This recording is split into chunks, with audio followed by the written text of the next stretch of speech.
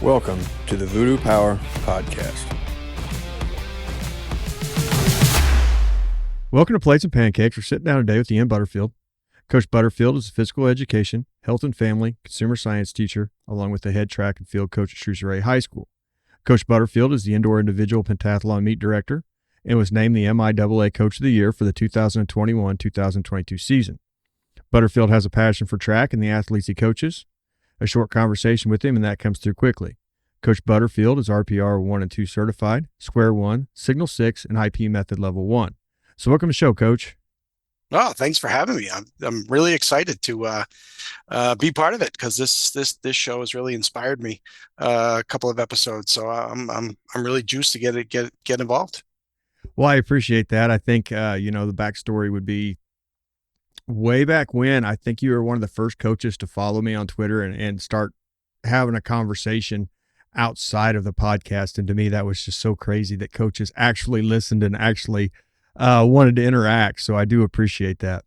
Yeah, it's got to be kind of daunting to get on, not really knowing who's listening at the time. And but I was, and you were having conversations with people I wanted to talk to, asking questions that I wanted to ask. And so, it helped me grow as a coach immensely, episode by episode. It's been great. Well, and I try to keep it mixed up because there's all sorts of aspects of this that I like. So there's the speed side, there's the weightlifting side, there's the sports side, recruiting side. So I try to keep it a mix to keep as many people in the loop and talk to as many coaches as possible. Yeah, no, you do a good job mixing it up. There are definitely some guests that I really didn't have much connection with, but still learned something. And some that I follow outside, and was great to hear them on here too.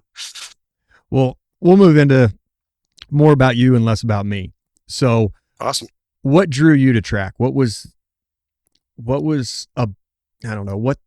there about the sport that made you want to get involved there?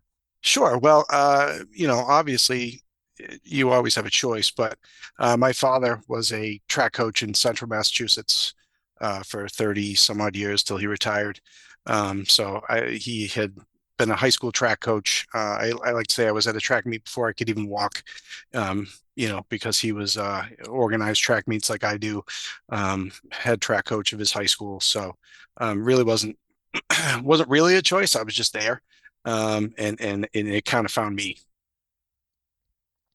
Now, I'm not sure how big the school is that you're at, but what is your role as the head track coach?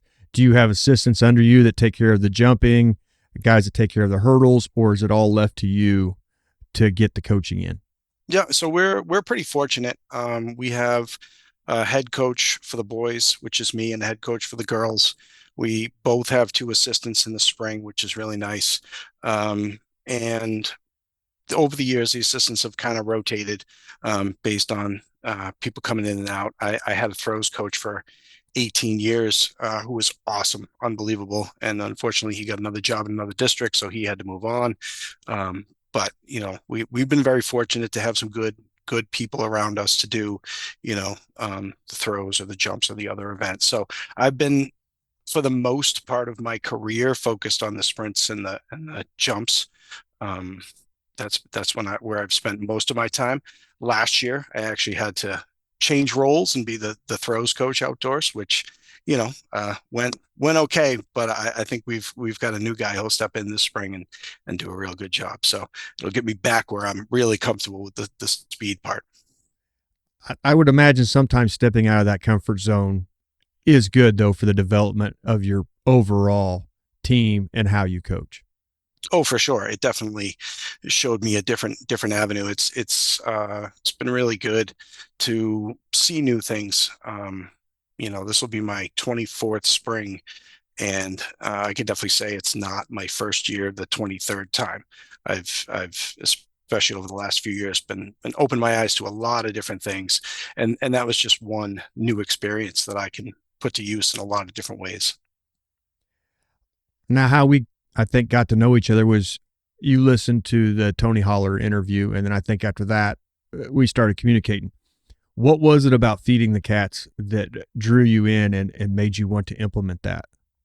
Well, I followed Tony right before the pandemic kind of shut things down, kind of was started to get aware of his things. I think we bought a free lap system to start making that conversion maybe in 2018 or 2019. And then, really just kind of played with it a little bit, but kept doing more of an old fashioned long to short type of program in our speed. And then everything shut down. And then we tried to open back up and we had these restrictions, practices had to be shorter.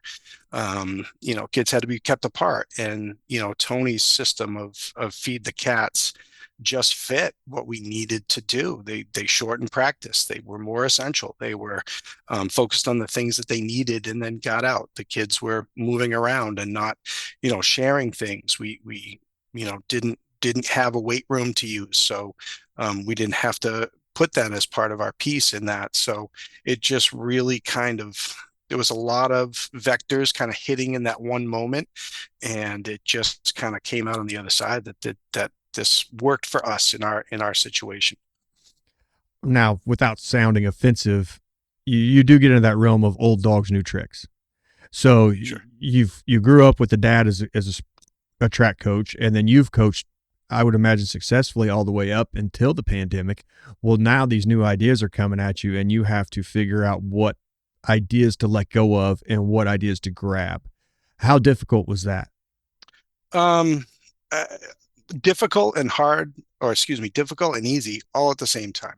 Like I said, there were a lot of different vectors that kind of hit at the same point. The pandemic and the situations around that being one of them. But for the 15 to 20 years of coaching up until that, every clinic I went to, every DVD I bought or coach I went to go see, I was looking for what can I add?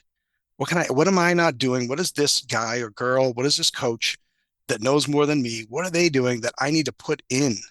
And over the years, practices went, to 2 hours, 2.5 hours sometimes because I was trying to fill every single bucket. I was trying to be everything to everyone.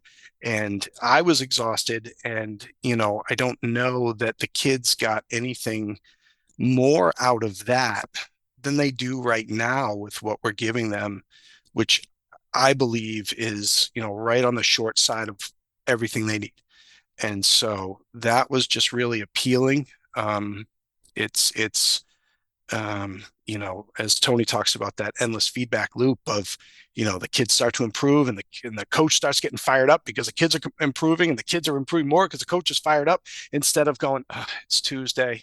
I gotta get through 2 hours or whatever. Like I gotta fill this time.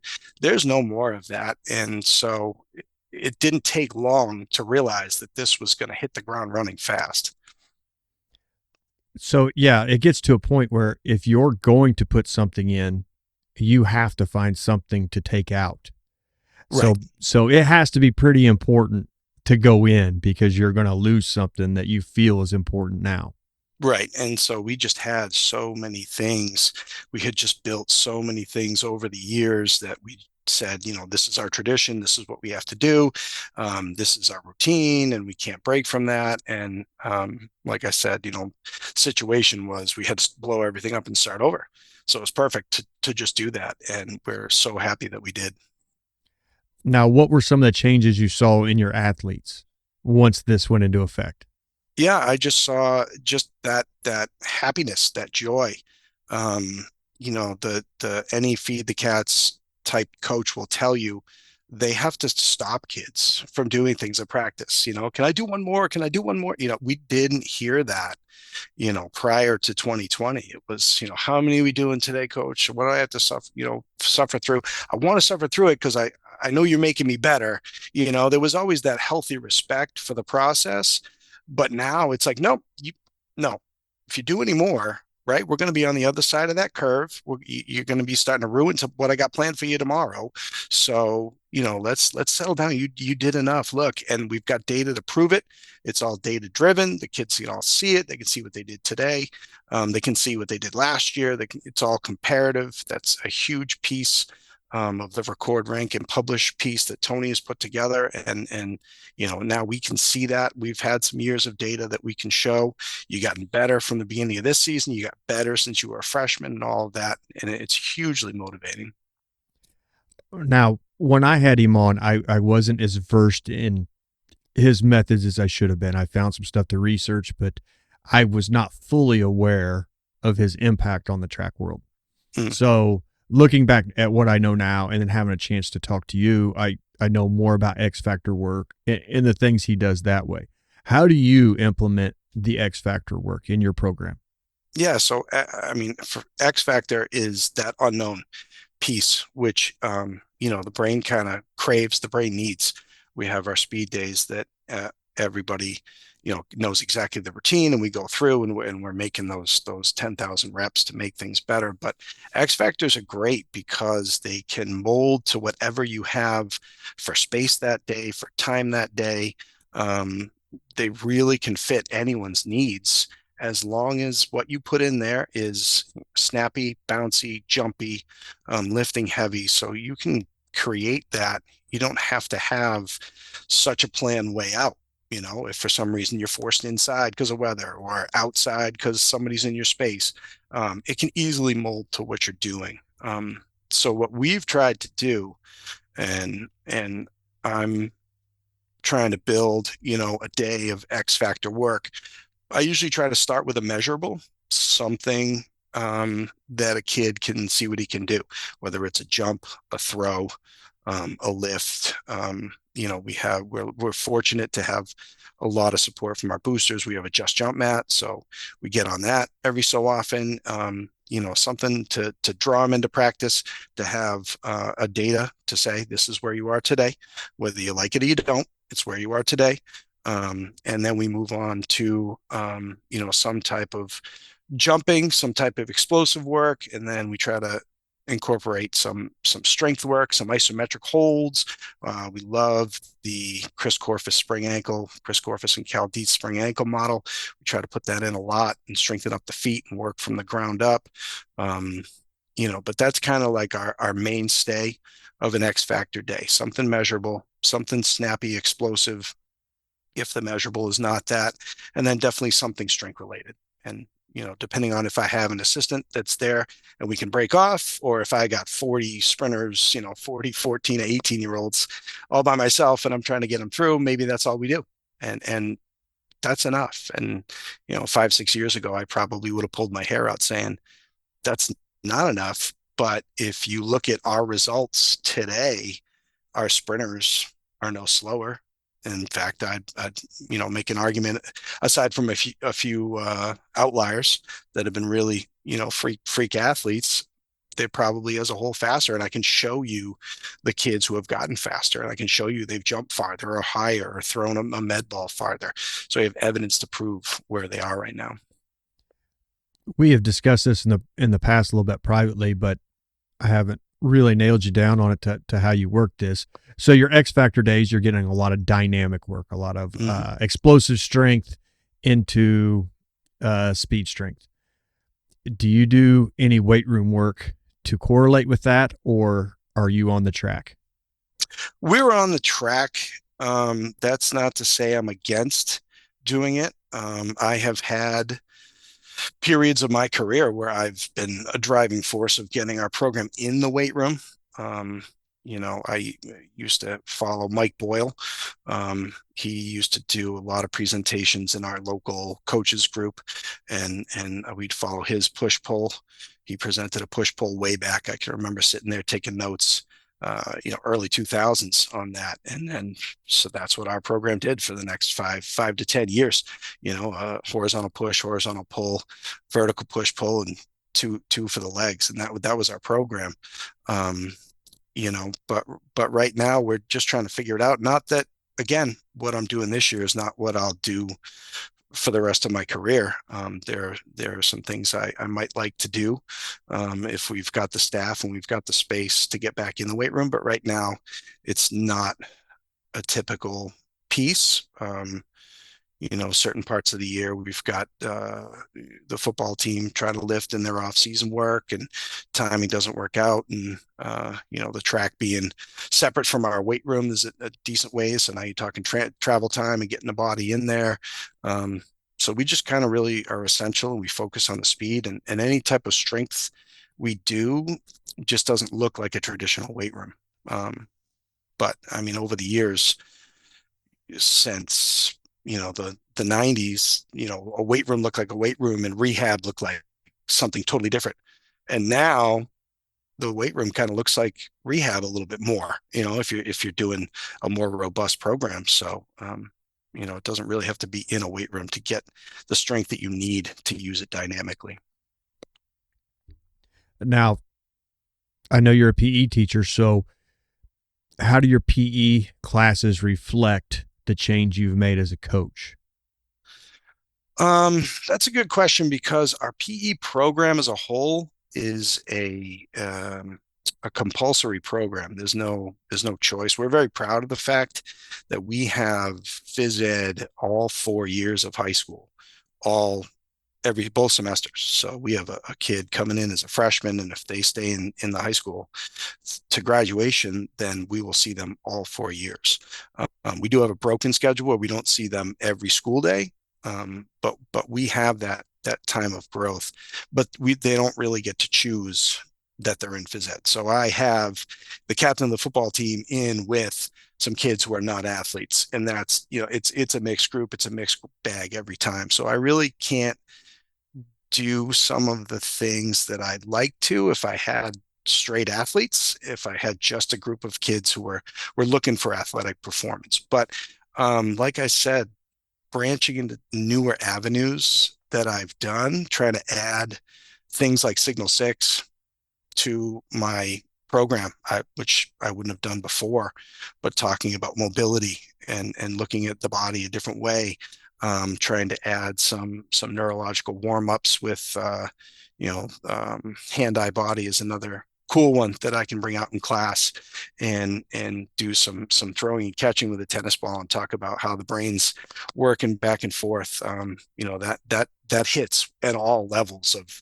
of those kids. Doesn't matter what their athletic talent is. All of a sudden you've got that good athlete that can't catch the tennis ball in a certain way, and you're like, oh, okay, but the kid who's not an athlete does it on the first try, and you're like, oh, okay, well, let's figure out why that's working. So those things have definitely changed. I've added those pieces, and that's come right along with my coaching, learning all these different ways to train better, more efficiently. It's definitely worked its way into my teaching too.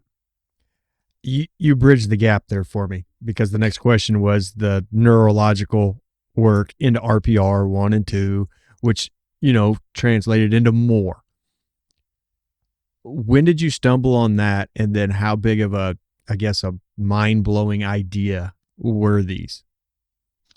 So the RPR stumble kind of happened through finding Tony Holler, with the Feed the Cats, kind of preached the RPR as part of his piece. And so that brought me on to Chris Corfus, which I was very fortunate to have Tony and Chris come and present athletic training at my school 2 years ago.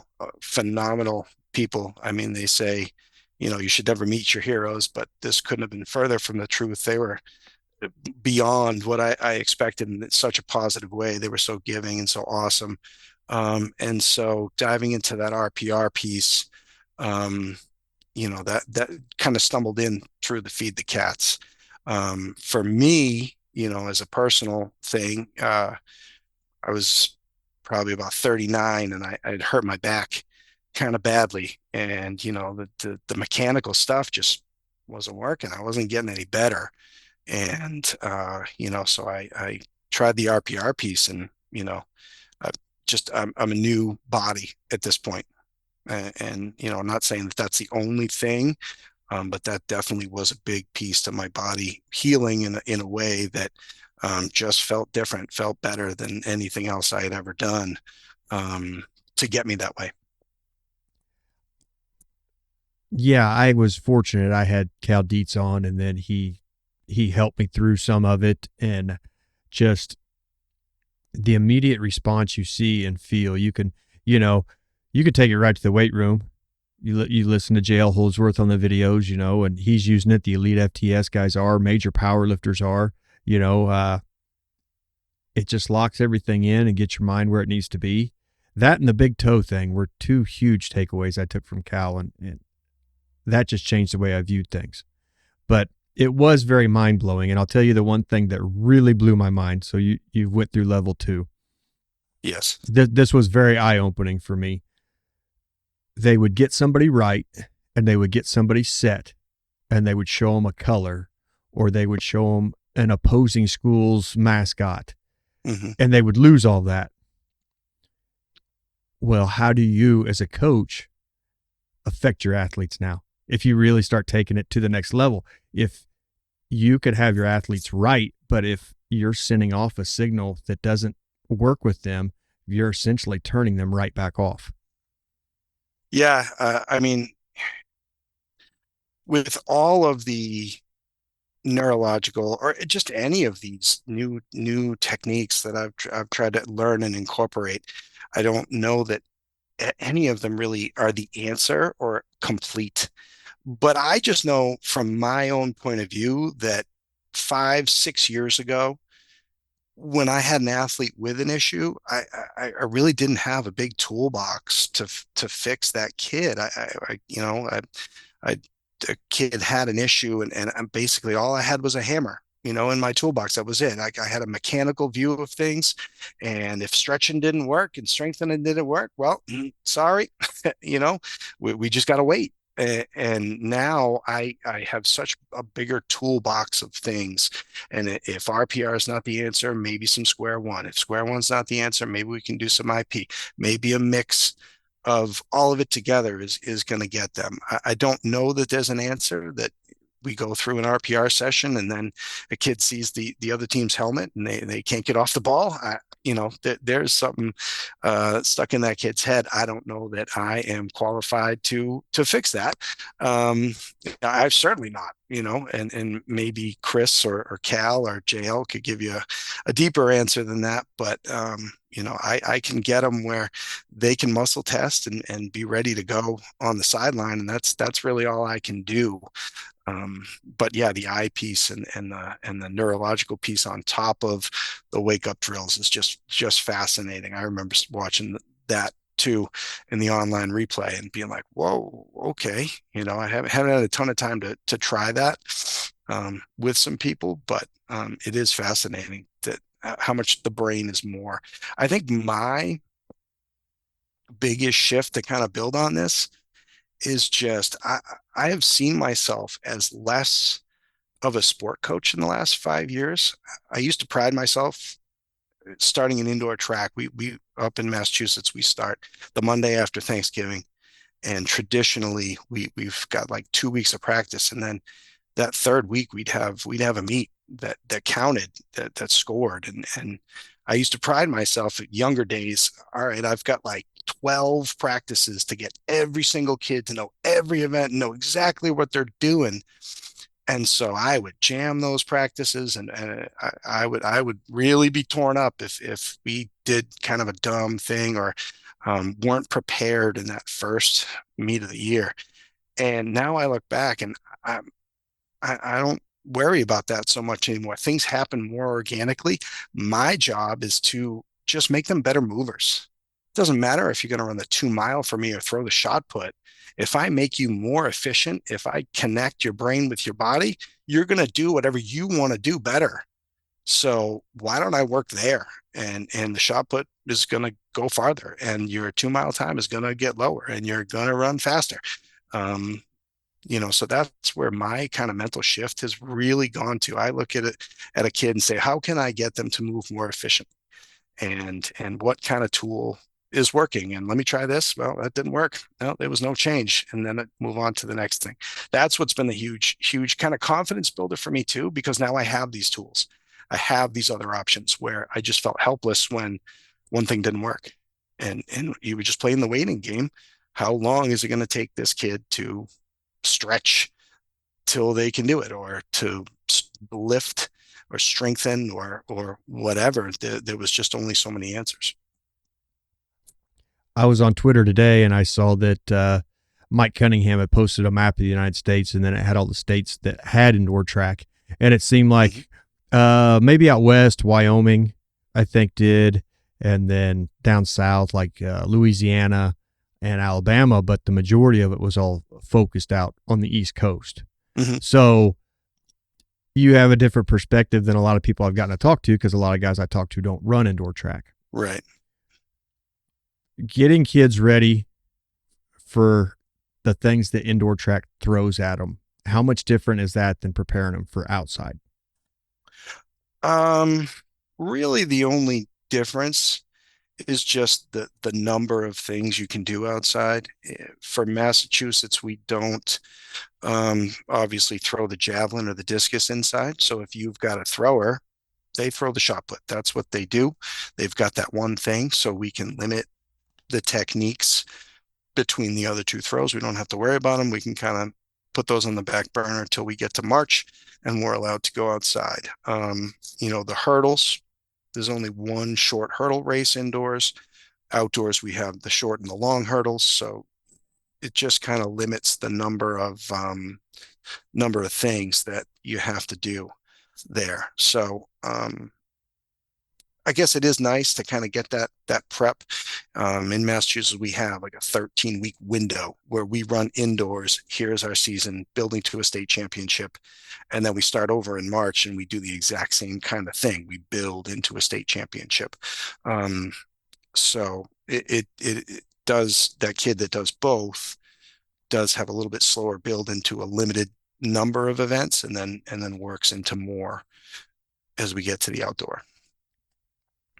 All right. So I was watching back through some of your Instagram videos of your athletes, and they were all indoor, and it looked like they were moving on a bank track. Sure. The difference in getting an athlete to run good on a bank track as opposed to a flat track, how much coaching has to go into that?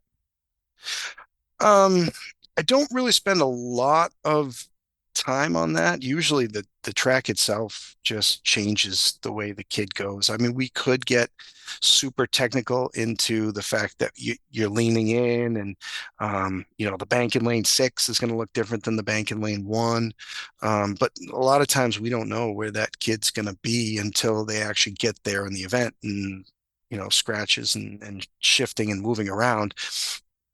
We now know you're going to be in lane 5, so here's how we're going to do it. Relay teams sometimes will try to practice, because like the 4x2 has a lot of nuances on an indoor bank track of where you're handing off the baton and other teams handing off the baton around you, and how that looks like. That's probably really the only time we spend a lot of time saying, okay, we're very fortunate we have a flat indoor track in our school. It's not a huge one, but it's ours, and we do get to practice where a lot of schools have to do gyms or outside. So, but we don't really spend a lot of time shifting to that outdoor track. Where we like to try to get to the bank tracks as much as we can for the indoor season and the early invitationals, so that when we get to the state championship and things like that, those kids have just felt that feeling and moved at that speed and in those angles. And I was kind of getting into this. I'm going to have one I released with Kyle Domino coming up. It'll be released when this podcast comes out, but he was a professional sprinter for New Era. So we kind of get into bank track stuff. Yep. And I found myself, I was kind of questioning whether, because you've listened enough, you know that I have this crazy horse tie over that I do with everything. Yeah. I got into this mindset of, do humans have leads like horses? Okay. I thought this was an original thought, right? So I need to take time to give a shout out to Joel Smith. I think he beat me to it. Okay. His speed strength book gets into that. So it talks about one arm will reach farther than the other arm. Sure. So that would essentially be like a lead. In a horse, if they're going to the left front foot will reach further than the right front foot. Okay. You have to look at their front feet like arms. Mm-hmm. And I didn't know. I mean, that's kind of a crazy concept, right? I mean, But Joel Smith points it out in his speed strength book. And then so me and him had a side conversation, and I actually told him, I think I'm robbing you and I'm sorry, but he was really cool about it. But anyways, that would lead me to wonder if on a bank track, if an athlete can crossfire. Now, what that would mean would be like if the opposite arm was reaching further than the inside arm. Mm-hmm. And I don't know how that would affect a sprinter. You've been around this a long time, and this might be just some crazy idea I'm just throwing out there, but have you ever thought about anything like that? I have thought about the arms, but not in that way. I am not going to remember who did the presentation, and I don't even know how long it was ago, but there was a sprint coach who was talking about the arm, and in track, we only turn left, right? You don't turn around and run the other way. So that left arm, instead of driving straight down next to your body, there's this device for discus practice where you work on the spin called the spinner. It's just this little plate with bearings in between, and it will spin around and let you kind of get that feeling of how you want to spin around. He stood on that. He took his hand, and instead of going like straight up and down, cheek to cheek style, he took his left hand and just brought it into his nose, which allowed his elbow to just swing out just so. And the right arm did nothing different. And he stood on that spinner, and it just turned him all the way around with, I don't know, 10 or so arm pumps, just standing still. And that he said that was just enough momentum to turn the torso in the air, drive that left elbow nose to the outside. That'll pull the torso enough around your corner that it'll get everything done. Now, if there's a leg connection there, and you can find it, you're smarter than me. But I haven't taught any of my athletes to do anything except take that left hand and just try to drive it into your nose, and that will allow the left elbow to swing a little wide of the torso, and that'll pull you around that corner. That would be really tying into some of the things I had thought. So that's amazing that you were able to answer that the way you were. I don't know. Every once in a while I come up with these crazy concepts, and I'm thinking, I don't even want to tell anybody about this because it's crazy. And then you sit down and you read it in a book, and somebody else has went down that road too. Right. So it gives you a little more confidence in some of the goofy ideas. So I'm glad that's what's great about, this podcast and social media and all this stuff. You can kind of have that crazy idea, and years ago, it just stayed your crazy idea because you didn't really have an avenue to share it or to see someone else say it first, and then you're like, oh yeah, I kind of was on that same, and so this is great that you have that avenue to kind of look and kind of share an idea, or to see someone else kind of share that idea, and then build on that and have that avenue, because it wasn't like that years ago. And where this could come into play was watching your videos. It looked like you had shorter straights. So you're in a curve longer in the indoor. For sure. Yeah. An indoor track that we run on the Reggie Lewis Center is 200 meters all the way around, so that you're on corners for 100 and straights for 150. So it's definitely more tighter. And then our gym is much tighter than that. I think our track is 153 meters around, so there's much more corner than straight. As soon as you hit the straightaway, you're back on a corner again. So it definitely leads to the shorter athletes to take those corners. The taller ones end up kind of pushing to the outside a little bit. But if you can teach the younger guys to get on the inside and go, they have an advantage. So in the indoor, the 60, am I correct? The 60 is your big sprint event. So in Massachusetts, we do the 55. But I know other places have the 60. Colleges run the 60. I'm not really sure the history of why it's 55. I'm sure it has to do with how many gyms actually had enough room to run 60. And I know we the Reggie Lewis Center, the track at New Balance, they have space to run the 60 for other events. But as a high school association, we run the 55 meter. But now, getting into that, will you prepare a 55-meter sprinter different than you will a 100-meter sprinter? Essentially, no. Essentially, with our numbers and the size of our program, I don't really want to pigeonhole a kid into just being a 55 or 100. Obviously, they're going to find a niche. They're going to find a distance that they kind of peak out at better, between the 55 meter up to the 400. But we would train them basically the same way through the feed the cast system, through a speed day, through the X Factor, and then, you know, maybe the lactate days, those specialized lengthening days. Maybe we go another speed day with a handful of kids if we know they're not going to do anything beyond a 55 meter, if they haven't shown or they haven't qualified to there, but their niche is the 55. Maybe that would be the one place we just keep them snappy and explosive. But for our program, we really haven't diversified that much. We've kind of let the training be the training, and then their performances dictate where they go. And where I was kind of going with that was, if you're keeping your acceleration phase the same, the race is shorter, your top speed, you hit, you come down, you're not seeing those deacceleration times. So you're seeing a faster time at the 60, granted, because it's shorter, but there is no slowdown in your better sprinters because they're able to extend that acceleration deep into that race. Is that something I'm seeing correctly? Yeah, I think that's what you want.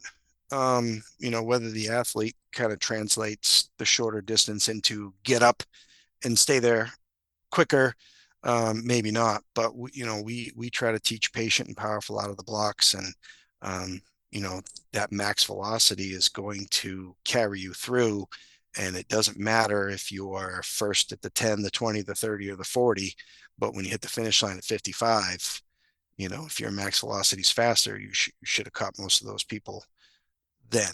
And if your max velocity is faster, but you still need more time to accelerate, well, then you're going to be a 100-meter kid. And that's okay. And now indoor, you run a 300 as opposed to a 400, correct? That is correct. In Massachusetts, we run a 300. Now, with that, do you find that actually sets up for your 400 in the summer better because you're staying inside maybe the time limit of body systems? So you're staying under that 54-second mark. So you're actually preparing them better for the 400. I think it goes both ways. We've had athletes run really well 300 and then move up to the 400 in the spring. We've had athletes run really well in the 300 indoors and come down to a 200 and run really well. So I don't know that it dictates that way. I think it depends on the athlete and how they take to things. Back in 2005, our 300 school record holder ran a 35.45 in the 300, came outdoors and ran a 10.99, one of the only sub 11 we have on our record board. So in the 100 meters, so it didn't really set him up for a 400 bout. He went down, but we've had some other athletes come and run sub 50 in the 400, which is great. So I don't know that that's a direct correlation there. Yeah, and I'd kind of been wondering that because that'd been some thoughts I'd been working through my head, that if you could prepare a kid just under what they were running, how would that look? So you've been around it so long that you'd probably be the guy to ask to see what you are seeing. But it sounds like maybe it comes down maybe a little bit more to the kid and how they're built. Yeah, for sure. I mean, there's going to be that athlete that their time is really good, but they kind of burn out at like 290, and they just hang on because they're tough. And there's other kids who are still going strong at 300 and run through, and the time just looks the same. The product is the same, So at the end of the day, we're still working with 14 to 18-year-old kids, and they still make this sport interesting every time you go out. So that's why they run the races. And I haven't seen in my time enough evidence to say that 300 goes either way. I could give you anecdotal evidence of it going both ways. The one thing following you on Twitter and following you on Instagram is your program does a very good job of keeping track of PRs. Your kids know where their numbers are, they know when they PR, and you post it really well. Thank you. I wonder, that has to mean a lot to the kids. So when that became something that you implemented, how did that affect the program? It all comes down to motivation. And again, a lot of the things I do weren't my crazy idea at first. JT Ayers from Trabuco Hills has a great um, course about how to build a culture of success and maintain it. And a lot of these social media ideals I try to follow come from that. And it also links into the feed the cats of motivation. They see what they're doing, promote them, right? And so if you are that kid, you feel great because you're getting recognized. If you're not that kid, then well, I want to be that kid, right? He got his picture, he got the poster, he got the, whatever. He got up on Twitter or Instagram and I didn't. I came in fourth. Next time I'm going to be second, so I make that posting, so it just comes down to that motivation. It's definitely a fine line from a coaching standpoint of how much time do you spend trying to put that stuff together and how much do you look like you're not coaching, in there. So I've definitely struggled with that. So I appreciate you saying that the product comes out good, because I'm sure, just like being in the podcast and not really know who's listening, I don't necessarily know who's seeing the posts, but when you put that stuff out on Instagram, especially because kids aren't on X anymore. They used to be, but I've been told that that's where old people get their news now. From two sophomores in class one day when I had it open on my laptop. And so, but Instagram kids are seeing it. They're commenting. They're saying, "Hey, congratulations," and stuff like that. They're getting the recognition, and that's what it should be all about. My social media that's my one main goal, is just to promote what the kids do. They earned it. They did it. So I just love everyone to know about it. I tell the gym kids all the time, you have to post on Twitter because that's where the coaches are. Right. You can post on Instagram because that's where all your friends are. Yep. But you have to go where the coaches go, because none of them are really versed in Twitter. That's not their thing at all. You're definitely correct. But I'm like, you have to be there. You have to, you got to go to McDonald's in the morning if you want to go talk to the old men drinking coffee. You got to go to Twitter if you want to talk to the coaches. Yep, that's how it's divided out, and it wasn't that way when I started. I started a Twitter account because that's where kids were, and now they're not there. But I stay because the coaches are there, and it's such a great professional community at the moment to find new things. But I had to branch out into Instagram, which I was not comfortable with when I first started. So that's still a work in progress. I had a former athlete who was volunteering, assisting with me for a while, and I'm like, "You have the Instagram account, like." Take the pictures. I don't know how to use this thing, and then he's moved on. So now I've had to kind of pick that ball up and run with it.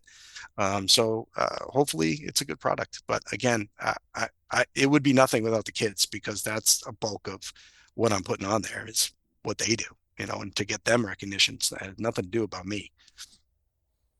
I use them both to reach out to coaches and talk and then try to set up podcasts. But Instagram is easier in some ways because you don't have to follow them and they don't have to follow you. But your message may not show up unless they see like hidden messages. Twitter, you can get a hold of them, you can find them, you can follow them pretty easy, but unless they follow you back, you're just kind of hung out there. But if you do message them, then they get, the inbox and they know you message them. So there's upsides and downsides to both. Now, you talked about JT Ayers in there. What an infectious guy. I mean, he is full of energy, and just to talk to him, you can see why his kids perform for him. He brings an energy to the track that you don't see a lot. I don't know how much you've gotten to talk to him or be around him, but yeah, he is really a cool guy. Yeah, we've never actually interacted. I think maybe a Twitter message back and forth, but I have definitely taken a lot from his teachings. We basically have stolen our mission statement from his Trabuco Hills mission statement. We've made some intentional changes, but our mission statement is definitely inspired from what he had put out there, and that's what kind of guides us every day. So Using the flying 10 as a metric, I saw on some of your stuff where you'd posted your flying 10 numbers and you use different build-ups. One of them was your 20-yard build-up. One of them is your 10 and 10. Do you cycle them in at points in the season, or do you cycle them in workload wise? So if you're going from a 20 build up to a 10, maybe your workload was heavy, so you spend a little more time sub maximally before you get into that 10. How do you decide what you want to use as your build up? that's an interesting question, and again, that's something that we're still kind of developing as to when we want to do what. I think indoor we really tend to use the 10 in two different ways. We use it with what we call an unlimited run up, which is basically you can go all the way back to the wall, right? And go there and really try to get the max velocity. So we try to do that multiple times, try to schedule that 3 to 4 times in the regular season before we cut the squad down to the championship kids who've qualified for the bigger stuff, just so that we can get a sense of progression.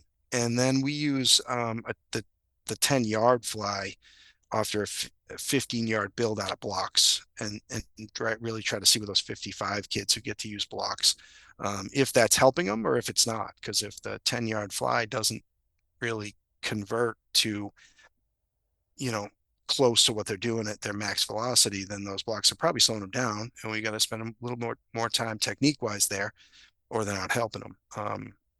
And those kids who the blocks have been working, the veterans, they've got the techniques and the angles down. How close can they get that velocity with that shorter build? Don't do a lot of the medium build up for that, just because we do other things. We do other distances and kind of sprinkle that in. And when you look at the number of times you hit speed days in our indoor season, you kind of just you have to pick and choose. So I wouldn't say we're perfect or have that down to a science yet, but those are the two we kind of lean on, just to hit that max velocity and see how that's really transferring to the technique of the sport, the blocks, and is that adding or not. Now, you hit on it a minute ago, and I'm not super familiar with it, so to talk to track coaches, it's really good for me. But the lactic acid work, when do you decide that needs to go in? And then when does it need to get pulled back? And then, like for your 300 guys, how much lactic work are you looking at trying to do? So we try to build that in a little later in our indoor, and then kind of carry it into our outdoor season. So we begin the Monday after Thanksgiving. And so usually our first lactate day is right around the new year. Traditionally, we've done kind of one over December break, on a day right before New Year's. We have a couple practices over break and we put one in there. If we don't do it then, it's the week when they come back. I think this year we didn't have a meet coming off that week, so we plugged it into there. And then we try to put a few in as we get into championship season and the meets get a little less dense. You're not running a midweek meet and a weekend meet to be your lactate work. So, and then we pull off of it. We have a 2-week break in between indoor and outdoor where we can't practice, and then we come back again and try to build it in a little bit there. But again, indoor, you end up with the density of the meets again. So might be running Wednesday head to head against the school, and then Saturday a big invitational, and then doing that for a couple of weeks. So we try to sprinkle it in anytime we don't have those doubles. That brings up an interesting point. So, you're talking about the heavy schedule, running a meet midweek, and then having one on the weekend. When you reach that point and you're really busy like that, do you pull the top speed work out of your practice and just work on X factor stuff and recovery? I do not, but what I will do now that I probably never would have thought I would have done is I'll give a kid a day off.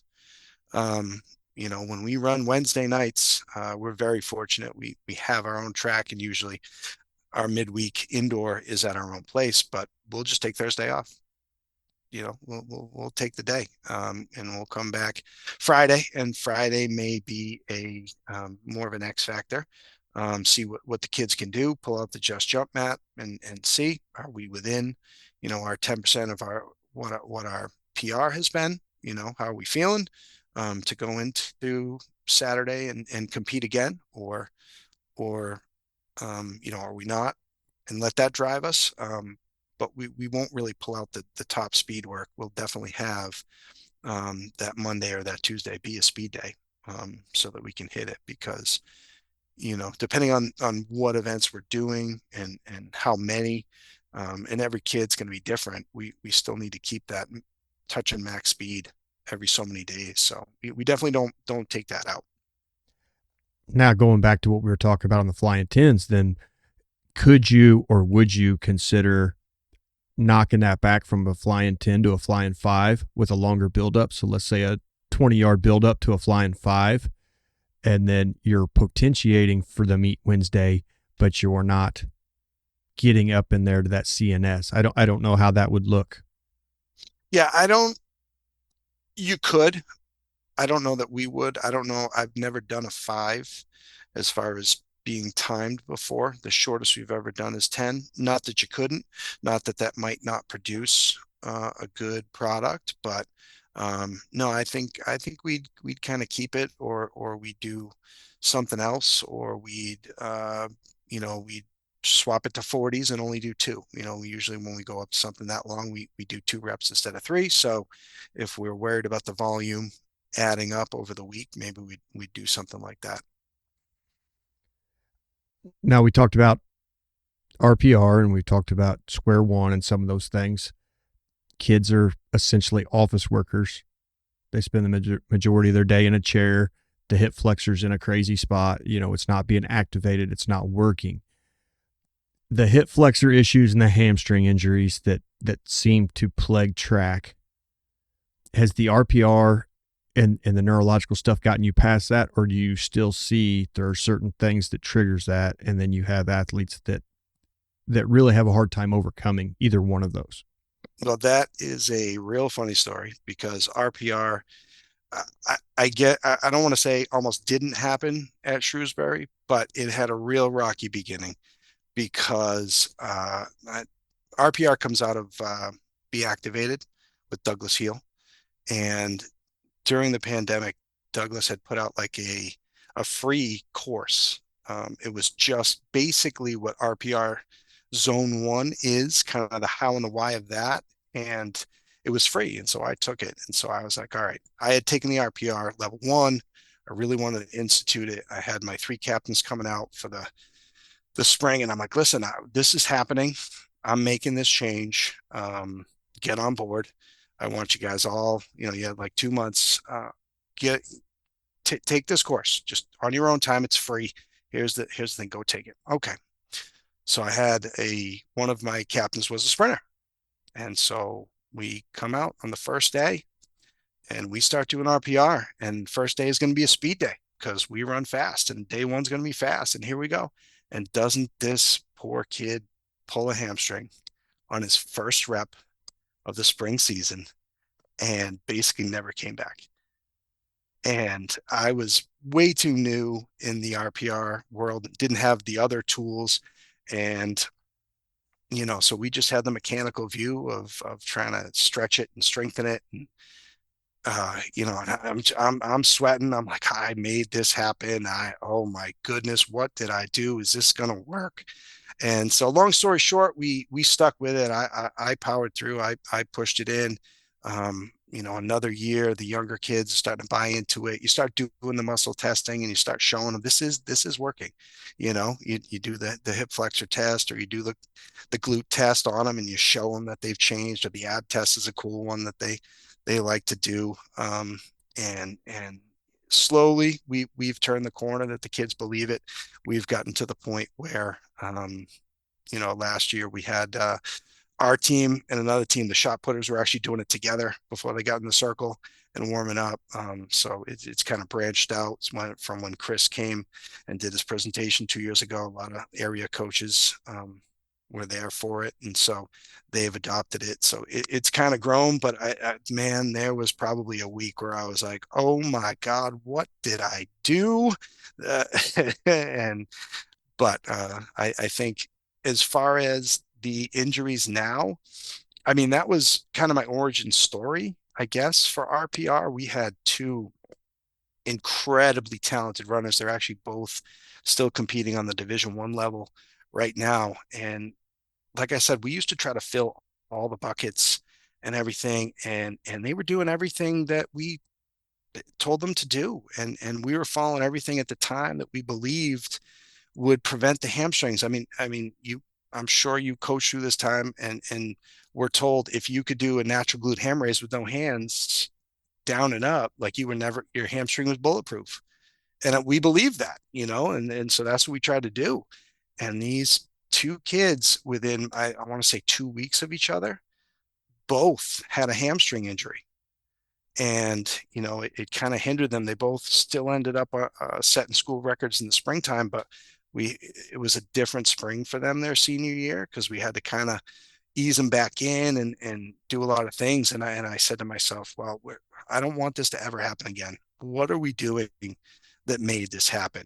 And so I've found RPR and I believe, I don't have the statistics, maybe our trainer has it, but I believe that the hamstring issues have gone down. The hip flexor issues I almost never really see anymore. And another beauty of Feed the Cats is if a kid comes up and says, "Coach, my hip flexor," okay, you're done. Like, no, I'm not going to force you through 600 more meters of volume today just because that's what's on the sheet.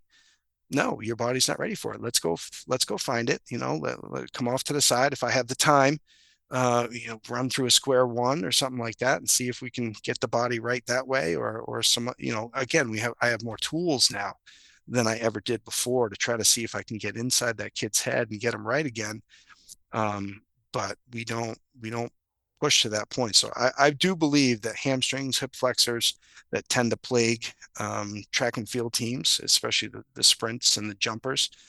I think I will not say we've eliminated them, but they're not as prevalent as they once have been. This stuff came along about 2 years too late for me. My daughter had bad hip flexor problems her sophomore year. She had to.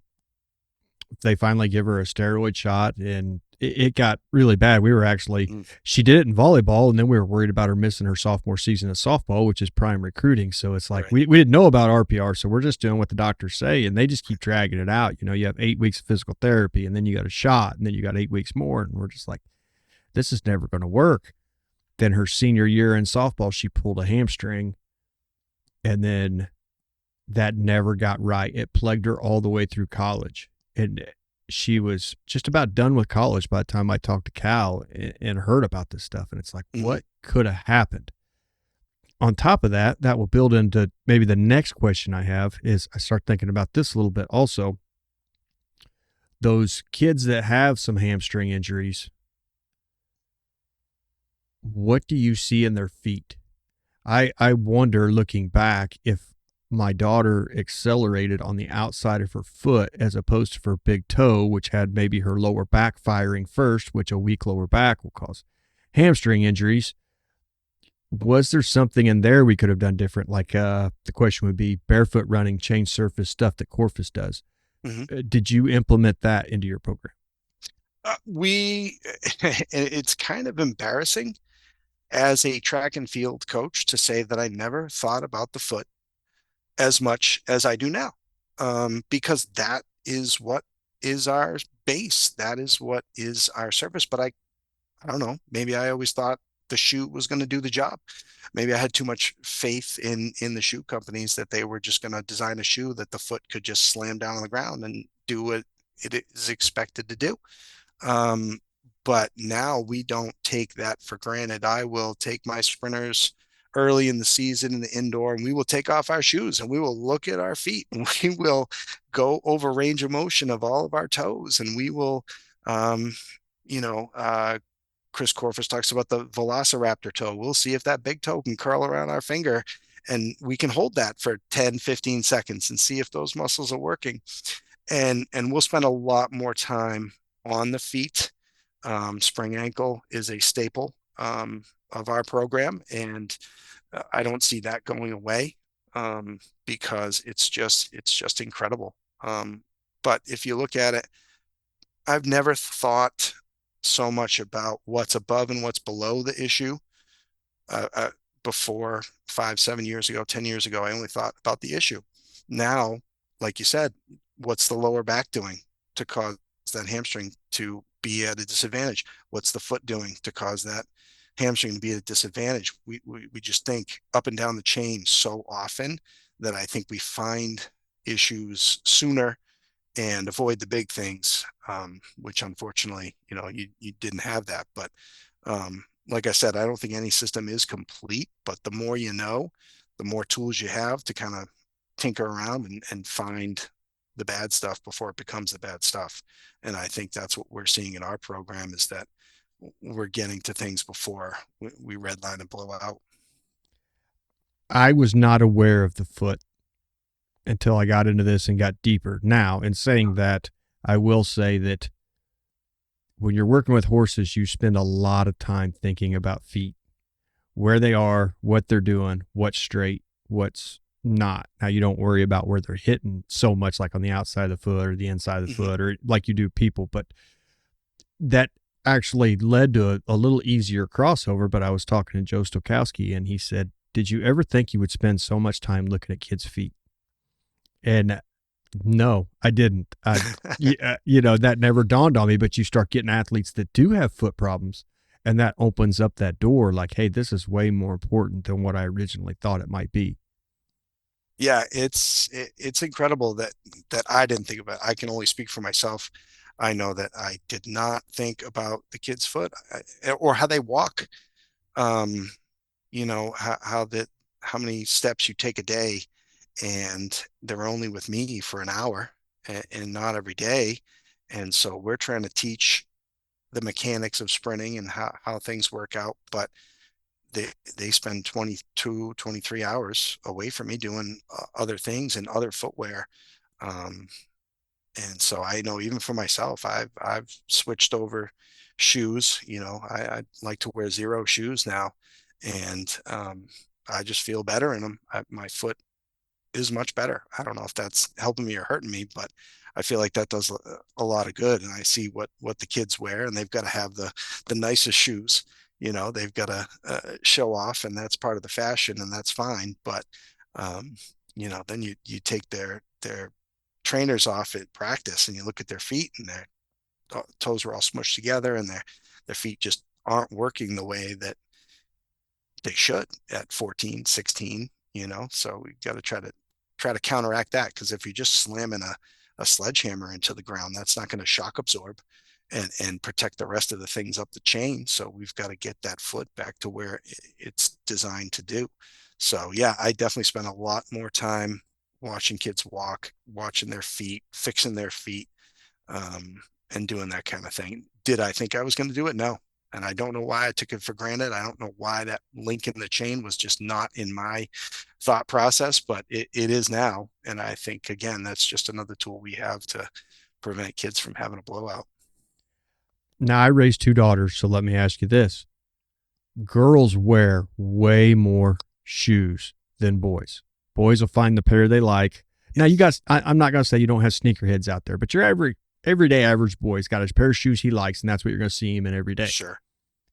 Do you see better feet in girls because they switch shoes so much? I honestly, I don't really have the data to do that. I'm the boys coach. There is a girls head coach, so she spends a lot more time with them than I do. So when I'm doing most of the stuff, it's just with the boy sprinters and my team specifically. So I see where you're going. I see what you're talking about. I'm not sure though. I mean, even if they're different shoes? Is the toe box still smushing their toes together? I don't know that that is going to produce one answer the way you've posed it either, because if all their shoes are pointed and all their shoes are tight toe boxes and all their shoes are super thick, I don't remember where I heard it, but I heard a stat that anything thicker than 2 millimeters of a shoe sole, you lose your contact with how your foot understands the ground. So if everyone they're all walking on platforms or thick shoes, like all of a sudden you're losing that sensation. So um, I don't know. It'd be an interesting uh, theory to test, but I don't have the answer for you on that one. Okay, we'll get off feet, but what you said in there made me think, and then I don't know that they collected the data back then, but it makes me wonder if they saw faster athletes with less injuries when Chuck Taylors were the shoe of choice because it's a flat sole, it's pretty wide in the toe, but plus the sole is really thin. Thin. I wonder if athletically they were more prepared for sport because of the shoe they were wearing then. Yeah, again, I don't know if the data is out there, but the theory holds with everything that we know that if the foot is allowed to do its thing and feel the ground and um, able to be that shock absorber and function properly, then you're gonna probably have a better product of an athlete. And the more we disconnect from the ground, the more we disconnect from the way our foot should function, the more something else has to do it, and the more at risk that something else is going to become. Now, I know we've been going quite a while, and I'll kind of start heading this thing towards home, but speed barrier. Do you ever find that you just run into some kids that just kind of find that max speed and you quit seeing improvements? I really haven't. I mean, we have plateaus and we have um, you know kids who hit a certain area for a certain period of time, but usually given enough time, we're gonna break through it. We're gonna keep going. I mean, progress is a man walking up a hill with a yo-yo, and you're the yo-yo. And some days you're heading up, and some days you're going down. And like I said, when your business is 14 to 18-year-old boys, any day can produce any outcome. And so uh, I really haven't had a kid who just hits a certain spot and really just can't break through that per se. They've had their moments and they have their struggles, but usually if you look at them over time, you will see that they are faster now than they were however ago, and we're continually moving upward. Getting into acceleration here a little bit, what are the things that you like to use to build those good body angles in young sprinters? Um, we try to just really slow them down and have them be patient, which I know is totally counterintuitive, right? To slow a kid down to make them faster doesn't make any sense. But we really try to impart on our athletes that we the faster you hit your top speed, hit your max velocity, hit those mechanics, the faster that you do that, then the slower you're going to be, because it takes time to get up to where you want to be. So when we do our speed drills, just like Tony Holler has, we have some explosive movements, some box jumps and things like that to work on the dynamic effort. We'll bring kids over to a wall. We'll have them lean into a wall and just kind of over 6 or 8 strides, take that body angle from a full lean into the wall to slowly coming up, to getting that mental idea of I don't want to pop my head up and get tall right away. I want to try to drive out at a certain angle that's going to displace me forward. And then I want to slowly come up into that max speed when I've actually gotten there. Um, and so those are kind of really the things. We don't have sleds or things like that um, to work that. If we had those at our disposal, maybe we do a little bit more sled work to work on some resistance. I tried, I don't know if I ever put it on social media. I tried putting Chris Corfist had once said the idea of if you didn't have a 1080, daisy chain a bunch of rubber bands together. So I run in the weight room, because he said it. It's got to be a good idea. Grabbed a bunch of bands and tied it to a couple of my top sprinters and tried to pull them through a 10-yard fly with a 15-yard build and see if that worked. But they said they kind of got the idea. They were worried about tripping on it, so I think it capped their top speed. So a little bit more work's got to be there because I don't have a 1080, but just to get the idea of pulling them through and getting them to displace and come forward. So there's another idea we've tried. I find I tell kids all the time that you're trying too hard to be too fast. Yes. Let it just come to you. And you get that in some kids' heads and they trust you. You start seeing those flying 10 times start coming down, and actually very quickly. Yes, for sure. And that you hit on it. You got to have the trust. So much of our job as coaches, you've got to get that kid to buy in. You've got to get that kid to trust you and believe what you're saying is the right way, even if it's not necessarily what they're seeing on Snapchat or Instagram or any of their social medias and what other people are supposedly doing. You've got to have that buy-in from that kid. So if you can get them to understand, hey, to go faster, I need you to go slower, and here's how you do it. That just doesn't happen when the kid walks in the gym on the first day. That you've got to build some type of rapport. You've got to get to a certain point with that athlete where they're like, okay, I'm going to go against what I think because you say it, and I'm going to make it happen. And, that's one of the things that we have in common that we've got to get through. We've got to get that kid to trust me, to slow down, to be patient, to be powerful. And what's their evidence? Well, is their time going down? If we can prove that, then we'll get that buy-in. So in doing that, this is something I've noticed out here. Now I have a smaller group than you have, but let me just find out if this is how it works around the country. You're calling out their times. Mm-hmm. So you get an athlete to finally buy into what you're saying, and they go and they hit a PR. If you give them just a little bit of time, that athlete will go back to the group and they'll kind of whisper and talk and, well, how'd you do it? And he'll be like, you ain't going to believe this, but, and they'll almost start coaching each other, and then you can draw out, and then they almost get more buy-in from each other than they do a coach. Oh, 100%. And that is kind of the endless feedback loop that Tony Holler talks about all the time. We were, earlier this season, we were doing measurable on an X Factor. I think it was a triple broad jump. So, one kid's doing, that's track and field, right? One kid's jumping while the rest are waiting around for their name to be called. And that's what our practice looks like. So if you walk into our gym, you're like, what is going on over there? But I look up and we're just measuring kids doing a triple broad jump with the tape measure. And I've got somebody with a clipboard and I'm just reading it. And I look up and there's at least 3, if not 4 different groups of kids around the side jumping in different directions. And another kid's going, no, you got to do it like this. You got to do it. And I'm not coaching that at all. I asked them to jump 3 times and I was going to record it.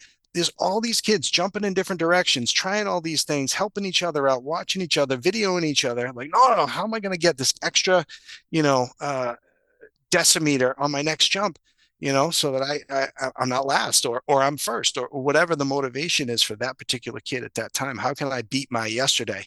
Right. And it just becomes infectious. And yeah, that's exactly what you're talking about. But that's the buy-in that, I jumped further this time because what coach said actually worked, and they put that on each other and they start learning from that. And that started to snowball in our program for sure.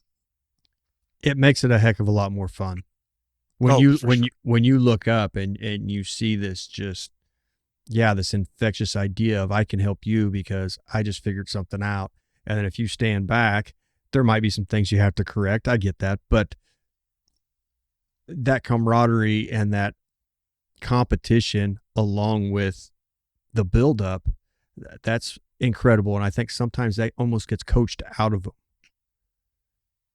Yeah, yeah, you can definitely try to do too much. You can try to script that and make that happen and force it too much, and then you don't really have it. And I think it probably, and I can say this for myself, when I tried to do too much and fill too many buckets, I probably enabled too many athletes to not look to self-organize, to not look, because I tried to be their everything. I tried to do everything for them, and I didn't let that organic stuff just happen. And I tried to script every rep, every drill, every I tried to outthink them before they could walk in the door that day. And I don't know, again, that I was doing them any favors at that point. Whereas now, it's more like a pinball machine. I'm just kind of bumping them back in to play, um, giving them what's right down the center. But if they come out a little bit, we're still learning, we're still progressing. And if they get too far out, we just bump them back in, and we move on. Now I'll wrap up with this question. I know you got other things to do, but developing your coach's eye, Mhm. giving that time to develop and work. How long did that take? Well, I think that's probably one of the things that I had a decent advantage on, coming from, my father being a track coach for so long, being around track meets since before I can even remember. um, you know, Seeing what was fast, seeing what was powerful, seeing what produced the right outcome. I don't think I've had a lot of, I don't think I've needed a lot to do that. Maybe that sounds, high on myself, but that's not been the piece. The piece that's really come together for me is using the technology to back that up. Having the free lap system and the just jump mat and things to prove that what I thought I saw was producing or not producing. And you know eh, because what I see, and then I tell the kid, you know unless I got video and I can prove it, it only carries so much weight. So the coaching eye for me has been, I've been very fortunate to be around a lot of good athletes for a long time, a lot of good coaches. My father being a coach was in a good set of colleagues that have been very helpful to me throughout my entire career. So that kind of, um, being able to see it hasn't really been my problem. It's been, how do I prove it? How do I get the kid to see what I see? Because I'm not jumping anymore. I'm not running anymore. That's going to go very poorly. But these kids, they need to do it now. So translating that into them is where I've needed the work. And I think I've gotten better. I think I've gotten better at that recently. I know I said that was the last question, but That's okay. I'm going to pull that back for 1 second. You got it. Your dad was a track coach. Yes, sir. Is he or was he around to see you make these changes? And if so, what did he think of the changes you made? Yes, he was not coaching anymore, but he is heavily involved in track and field in Massachusetts. Always has been. Still, he owns a company that has timing equipment. We use fancy cameras and um, chip readers and things like that. So he owns a bunch of that equipment and runs track meets and stuff. So he has seen that, and so he's been a part of my progress all the way through. Um, and so it's been awesome to be able to have him share that. And he's been at so many meets where we've done some nice things, and that's been awesome to share as a family. I can only imagine. So I'd been wanting to do this podcast for quite a while, and I appreciate you taking some time and coming on. It's been great. So I'll let you have your evening, but thank you very much, Coach. Yeah, it's been an honor. I appreciate it. I had a lot of fun. Thank you for having me.